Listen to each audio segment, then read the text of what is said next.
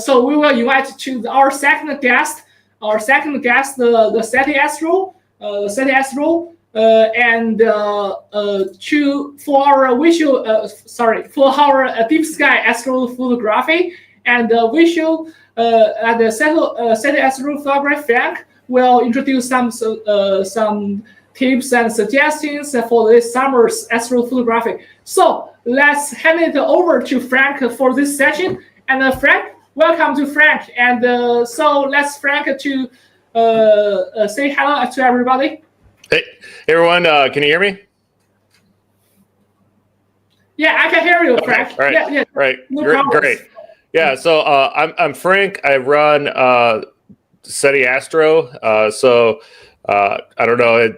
I started that maybe only a year and a half ago, doing a little YouTube, and then started making scripts for PixInsight, and just helping processing with that. And it's really exploded since then. And I've created my own astrophotography processing software called SETI Astro Suite. And it's really taken on a life of its own, so to speak. So I've been doing astrophotography for about 15 years. Prior to that, I was in a submarine and there weren't very many stars. So it was nice to get on land and start seeing the stars again. I've never been much of a visual observer. So it's quite the contrast to Jason there. And I also have some tips just trying to get into it. There's a ton of tutorials out there and guides on what to buy, what you're looking for. I'm not going to get into the weeds with all that. I want to cover some things that I think really aren't talked about, but are pretty important. So let me see if I could actually share here.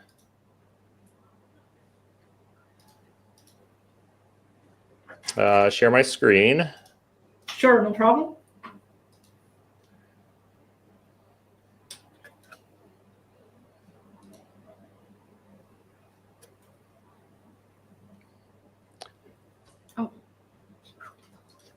Yeah, can you guys? Yeah. Oh, no problem. So I will share your. Can you see it? I can't see on my. Yeah. I can see it. Okay, I will add it to you. Okay. Perfect. Yeah. So, starting off, probably the best advice I heard, if you haven't gotten anything yet and you want to get something, get the equipment you're actually going to go out and use. Don't drop $10,000 on a 200-pound behemoth that you don't intend on lugging out in the night sky. It's especially for your first one, it's probably going to be a small, lightweight setup that you could just take out. That's easy to get out underneath the stars with. The other really good bit of advice is, you're really going to be showing your friends and family all these pictures. They're going to be just as amazed of your picture of the moon or Jupiter as they are if you spent 100 hours and integrated the super long deep space image that took you weeks and then took you days to process. They're going to go, yeah, that looks nice, even though it took 100 times the work as it did for a nice little lunar shot. So keep that in the back of your mind too. And when you're starting out, really resist the temptation to target hop. You're going to be really excited. You got a camera and a telescope and you're ready to start taking pictures. You're going to want to take pictures of everything. And with astrophotography, the longer you actually expose on the target, the better that image is going to be able to become. So really resist the urge of trying to take 2 or 3 or 4 different targets in one night. It's okay if you spend a whole night on a target or a couple nights on a target. That's perfectly okay, and a lot of people do it. It's a long-term hobby. It's not a single night hobby. The next thing is kind of temper your expectations of your first few images. Here were my first few images from 13 years ago or whatever.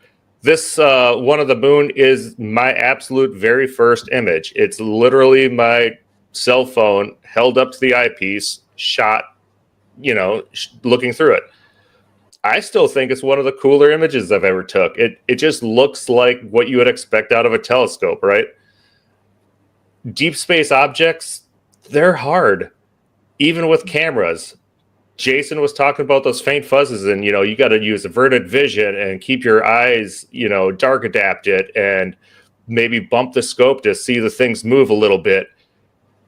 It's hard for a digital camera too. Your first few images, like here's Orion, you may not even recognize that as the Orion Nebula, right? It's just sometimes you're getting started. Don't expect those pictures that are on the box of the telescope. Those don't represent what you're going to be imaging. And that's fine. It's going to take you a long time to get those really stunning pictures.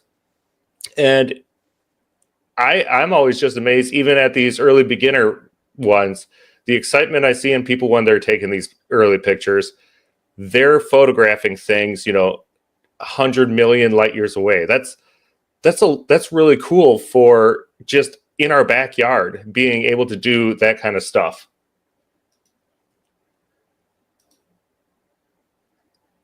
I also want to say this hobby is for tinkerers and tweakers. So if you're not somebody that likes fiddling with things, astrophotography may not be your hobby. You will acquire all sorts of little things over the years. If you're in this hobby long enough, there's going to be adapters. You're going to get a new piece of equipment and it won't fit your telescope, and you're going to have to figure out how to make it work. In the middle of the night, something will go wrong. You're going to have to go out there and mess with it. There's forums out there. There's a big community out here. We've all had these struggles. Heck, some of us might even have the weird little random adapter piece you might need, and it's a thriving community. Somebody might have the thing you really need anyways. So don't be alarmed and frustrated, because you will get frustrated. Under the stars, there's going to be mosquitoes. You're probably going to be sweating. The scope's not working right. It's okay. We've all been there. You're going to have to tweak it. You're going to have to tinker with it to get it to go what you want to go. The next really thing you're going to have to consider is, what do you want to take a picture of?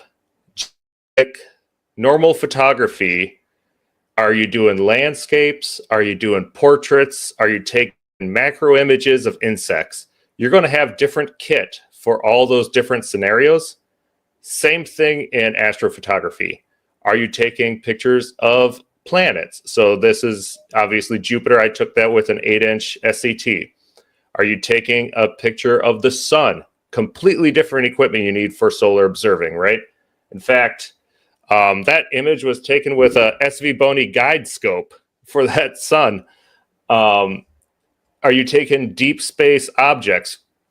That's going to be a lot more demanding on a mount, guiding, cooled sensors.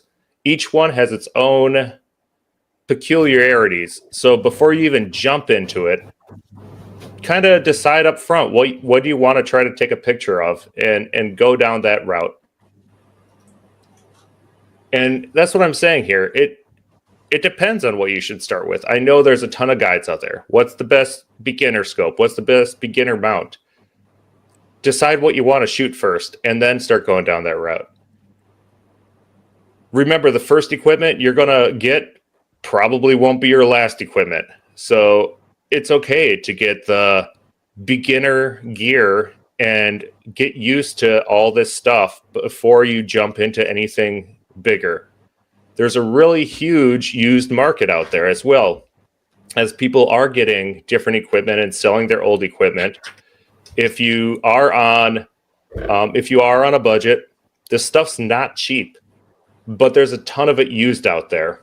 And it's really great that there's a lot more competition now than when I started 15 years ago. 15 years ago, it was like, are you getting Meade or Celestron? That was it. Now, like SVBONY, we're here talking with them. They have a huge suite of things they didn't even have 10 years ago. And it really helped democratize the hobby out for everybody. So just know there's a bunch of different things out there. And like I said, a big used market. Another one is for every piece of equipment out there, I bet there's a review of it. Somebody somewhere has made a video or a blog or some write-up on the equipment. So even before you get it, look out there. There's probably plenty of opinions, both good and bad, for the thing. And that's just something you're going to have to weigh. And the other one nobody wants to hear is the mount is probably your most important piece in your whole astrophotography setup. It's the boring piece. It's the piece that does the heavy lifting. It's the piece that just moves the scope very slowly across the sky. But that's the thing you want to really invest in. You could take amazing images with a very budget-friendly telescope and a very budget-friendly camera if it's tracking really well on the sky and allowing you to take nice long exposures dependably all night. So the mount is really important. And the processing is a very difficult part, right? Yes, for me, yes, I learned that there's so many softwares and there's a bit of software out there for processing astrophotography beyond just acquisition. So there's Nina, Sequence Generator Pro, Onyx. There's a whole bunch of those.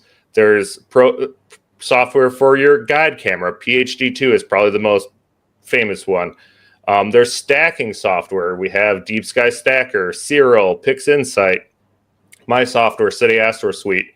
If you're doing planetary work, there's PIP, Auto Stackered.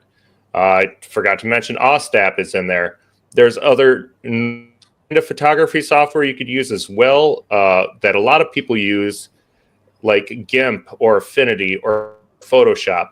So just as much of a learning curve as there's going to be actually acquiring the data and taking pictures of the night sky, there's just as much, if not more, you could learn about all this software and how to use it. Some of it is free, some of it is paid for. So it's a matter of, I would start with the free stuff, right? Obviously, start with the free stuff, get your feet wet. And then if you feel like you're needing the jump to that next level, although I'll try to toot my own horn, I've been trying to make as much into SETI Astro Suite as I possibly can. I'm very active with it, trying to really bring all the processing I could think of into one location for everybody to use. So there's just a lot to do with processing. And like I was saying with reviews and stuff, there's a bunch of us YouTubers out here that are reviewing things. Here's just some for SVBONY that I've done. I got here's the planetary camera right here. That was a great little entry level camera. Very, very capable. The SV260 filter, and it's an amazing light pollution filter. I have it permanently in my imaging train now. It's great. And 10 years ago we were struggling with like neodymium moon glow filters and stuff, right? There wasn't this stuff back then. And then like I said about kind of entry level refractors, there's a bunch of good acros out there, which like I said, I'm not going to get into the weeds, but most astrophotographers wouldn't even consider acros for astrophotography. But I've always thought they were like narrowband secret weapons. You could take amazing narrowband images with a lot of these refractors out there, and nobody's like the wiser. They've always been brushing them off. So there's a ton of stuff you could do with a lot of the equipment.